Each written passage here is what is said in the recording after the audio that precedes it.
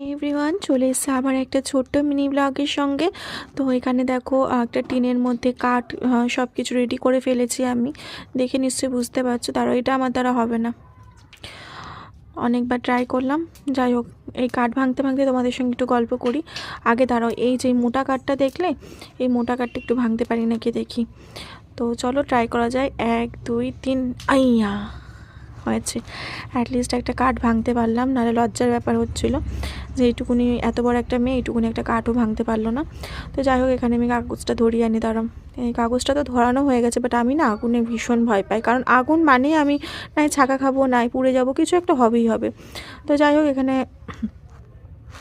কাগজটা দিয়ে দিলাম, বাট আগুনটা না ধরলো না কেন জানো। ওখানে আমার কাছে কেরোসিন তেল ছিল না। কেরোসিন তেলটা বাড়িতে যেহেতু ইউজ হয় না, তো তাই জন্য দোকান থেকে আনা করালাম একটুখানি কেরোসিন তেল। আবার এখানে একটা পেপার রেডি করে ফেলছি আগুনটা লাগাবো বলে, মানে ধরাবো বলে। তো যাই হোক, এখানে আমি কেরোসিন তেলটা দিচ্ছি আর বনুকে বললাম আগুনটা নিয়ে আয়। তো এখানে বনু নিয়ে চলে এসছে। বনু অতটা আগুনকে ভয় পায় না, বাট আমি আগুনকে ভীষণ রকমের ভয় পাই। কারণ একটাই কারণ হচ্ছে, আমি আগুনে ভীষণ পুড়ে যাই, জানি না কেন। মানে আগুনের যে কোনো কাজ করতে গেলেই নাই ছাকা খাবো, নাই কিছু একটা হবেই হবে আমার সঙ্গে অঘটন। তো এখানে চলো, একটা চেয়ার নিয়ে নিয়েছি আর একটা চিপসের প্যাকেট, সঙ্গে বনুকেও ডেকে নিলাম।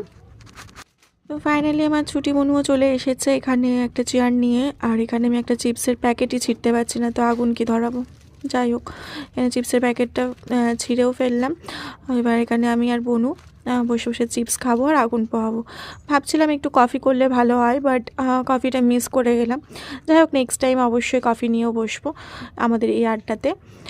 তো কারা কারা এরকম আগুন পোহাচ্ছ আর কাদের কাদের ওখানে কেমন ঠান্ডা, অবশ্যই কিন্তু কমেন্টে জানিও।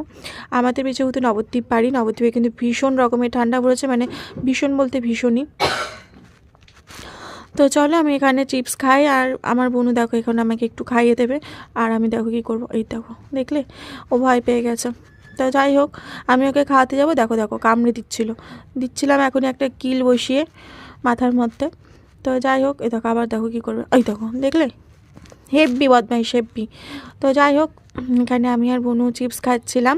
চিপস খেয়েও না মোটামুটি পেটটা ভরলো না। ভাবলাম যে কী খাওয়া যায় কী খাওয়া যায়, ঘরে ছিল 1 প্যাকেট চানাচুর, সেটাও নিয়ে চলে এসেছি। চানাচুরটাও এখন ছিঁড়ে দুজনে মিলে পলকাবো আর কি।